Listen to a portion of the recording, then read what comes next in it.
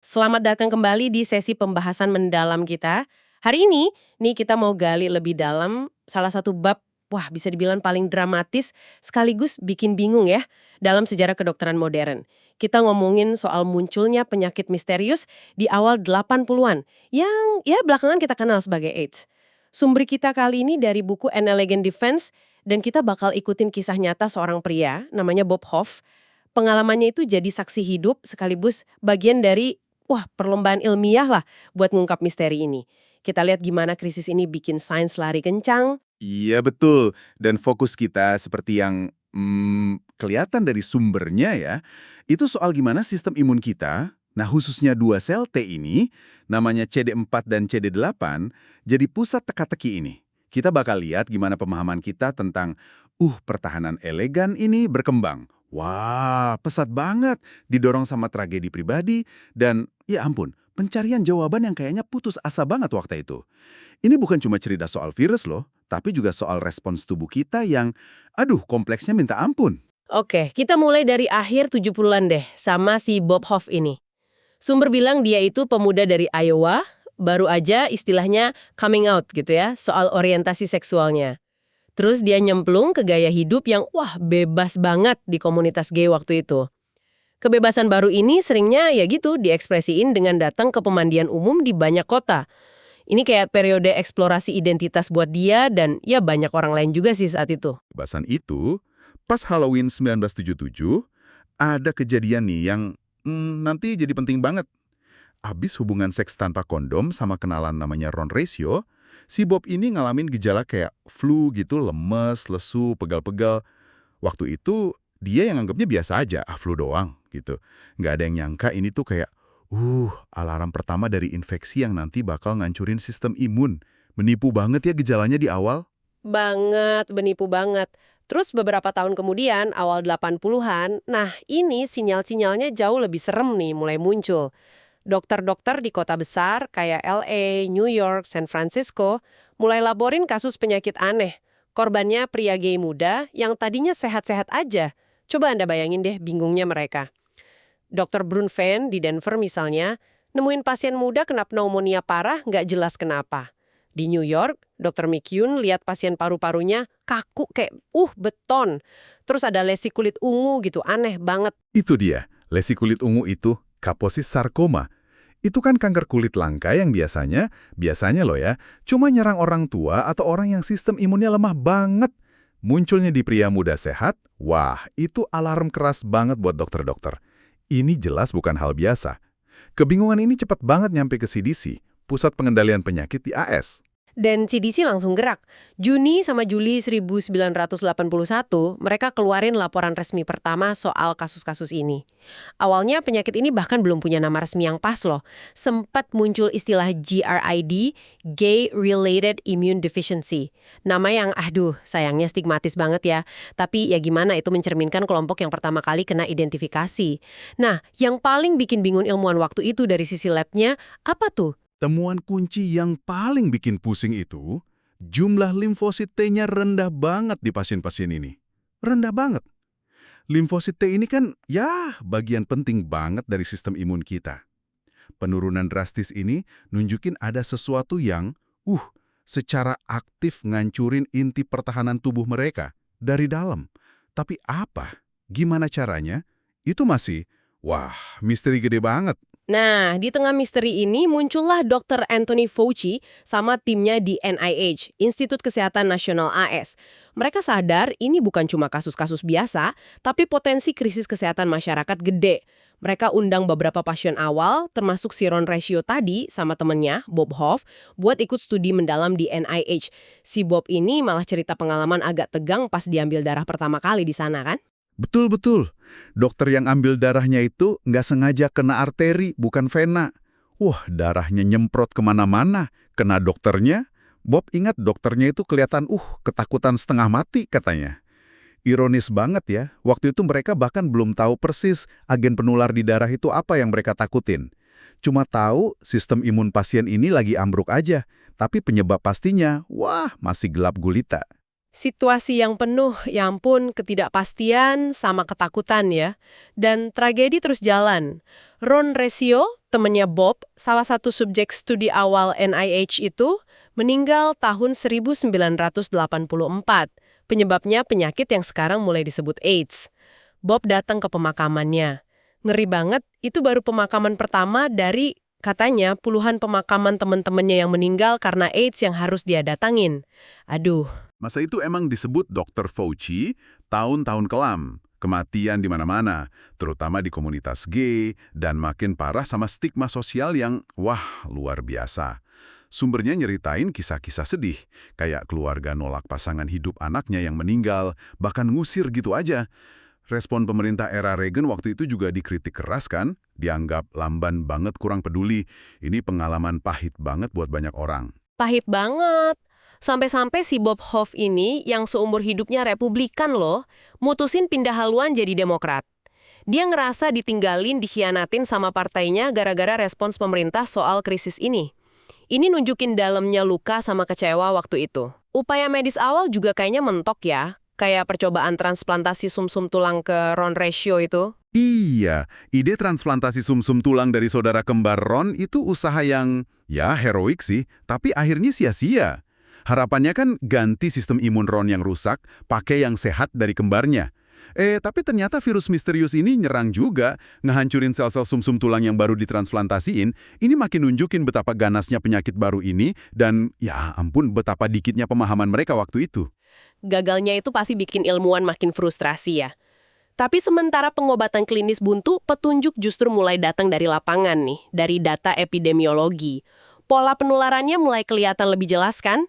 Benar. Data nunjukin penularan itu lewat kontak seksual sama penggunaan jarum suntik barengan di kalangan pengguna narkoba suntik. Nah, ini ngarahin kecurigaan kuat ke agen penular yang ada di darah sama cairan tubuh. Kemungkinan besar, ya virus. Meskipun gitu, bingungnya masih ada aja. Bahkan di pertemuan gede CDC di Atlanta tahun 84, masih ada aja hipotesis-hipotesis lain yang dibahas. Kayak apa tuh misalnya? Ya mungkin kedengeran aneh buat kita sekarang. Ada yang spekulasi soal praktik seksual tertentu, ada juga yang curiga sama penggunaan poppers atau amil nitrat. Itu zat hirup yang populer di beberapa kalangan waktu itu. Sempat ada teori yang belakangan salah ya, kalau zat kimia ini mungkin ngerusak sistem imun. Ini nunjukin betapa luasnya spekulasi waktu itu karena datanya minim banget. Jadi di tengah macam-macam teori itu, kapan fokusnya mulai ngerucut ke sel T, khususnya si CD4 sama CD8 ini? Nah, ini bagian krusialnya nih. Peneliti imunologi mulai lihat pola yang, wah, konsisten banget. Dan aneh di pasien AIDS. Mereka nemuin dua populasi utama sel T ini perilakunya nggak normal banget. Sel T CD4 yang sering disebut jenderal atau pengatur sistem imun karena perannya ngatur respons imun, jumlahnya anjlok drastis.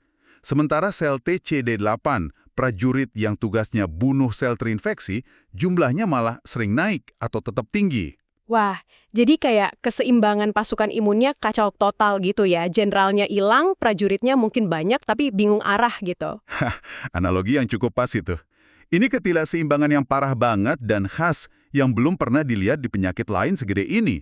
Ini ngasih petunjuk imunologis yang penting banget.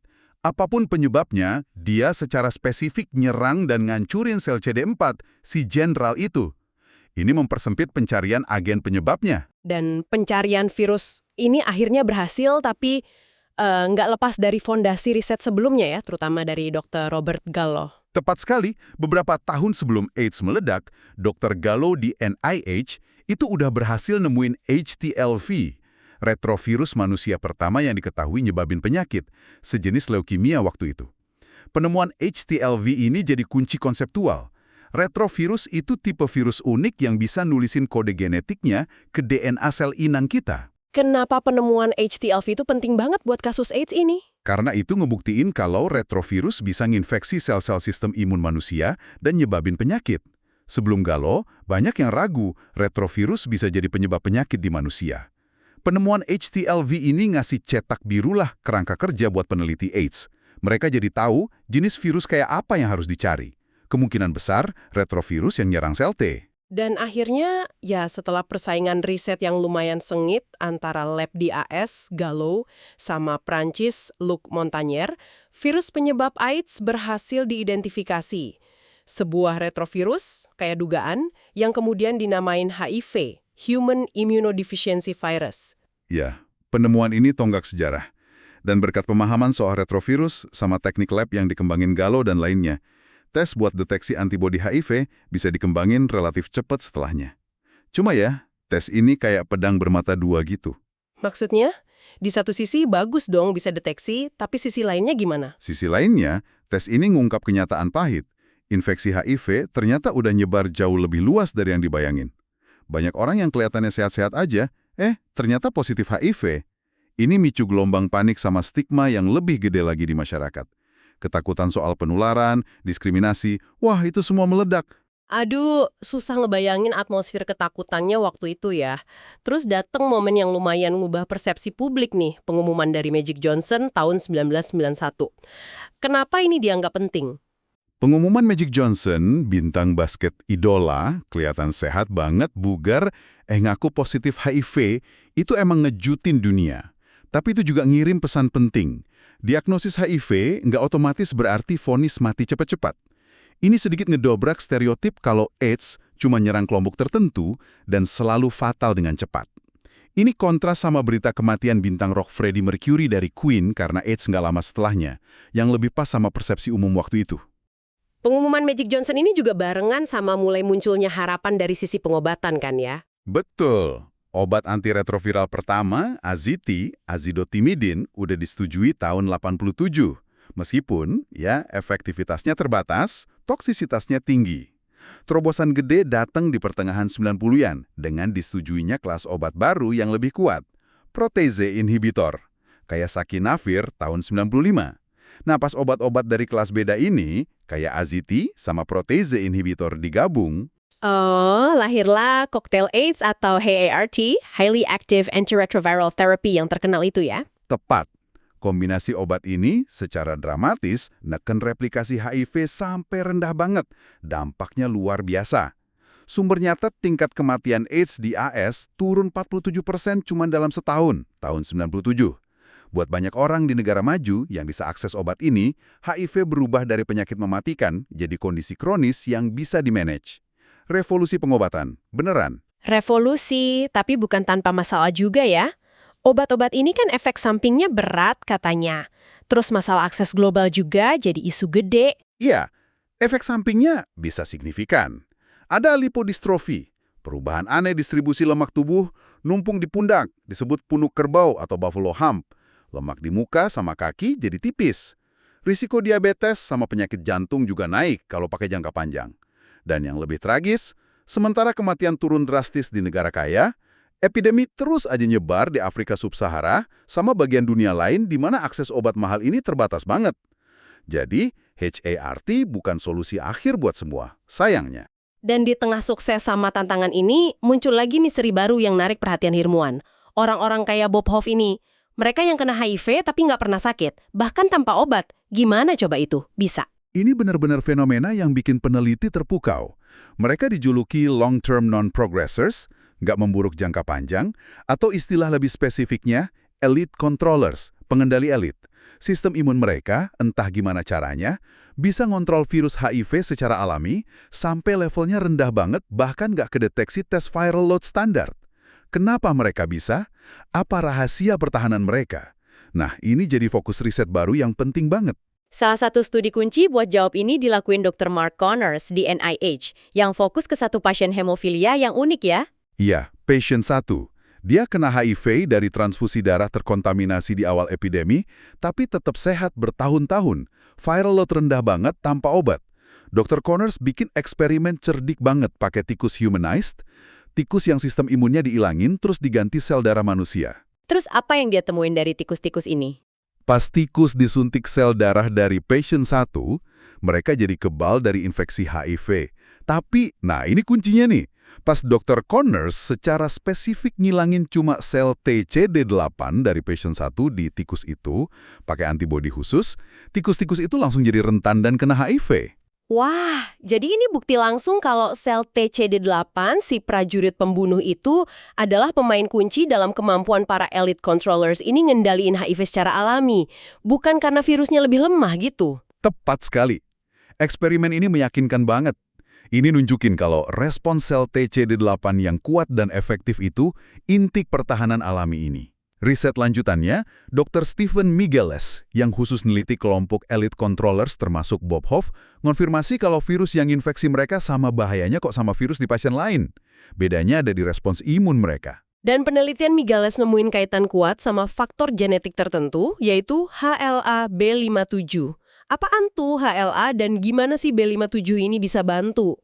HLA, Human Leukocyte Antigen, itu sistem penanda diri di permukaan sel kita. Bayangin kayak slot buat majang potongan-potongan protein dari dalam sel ke permukaan, biar bisa diinspeksi sama sel T. Kalau ada potongan protein virus dipajang, sel T bakal ngenalin, itu tanda bahaya. Nah, varian HLA-B57 ini ternyata jago banget majang potongan-potongan penting dari protein HIV. Oh, jadi HLA-B57 ini kayak etalase yang lebih bagus gitu ya buat nunjukin bagian virus yang paling gampang dikenalin sama sel TCD8. Analogi yang bagus. Pengenalan yang lebih baik ini micu respons sel TCD8 yang lebih kuat, lebih cepat, dan lebih tahan lama. Jadi bisa neken replikasi virus secara efektif dari awal banget infeksi. Momen krusial di awal infeksi ini yang disebut peneliti the prime kayaknya nentuin banget kemampuan kontrol jangka panjang. Respon awal yang kuat itu kuncinya. The prime. Jadi kekuatan respons pertama itu nentuin banget nasib selanjutnya ya. Menarik banget sih. Terus tahun 2007, Bob Hoff dihubungin lagi sama Dr. Migeles. Kali ini perannya lebih gede di riset. Benar. Bukan cuma donor darah rutin lagi, tapi partisipan aktif di studi mendalam buat ngebongkar mekanisme kontrol imun di dirinya sama elite controllers lain. Harapannya jelas, kalau kita bisa niru cara kerja sistem imun mereka, mungkin kita bisa bikin vaksin HIV yang efektif buat semua orang.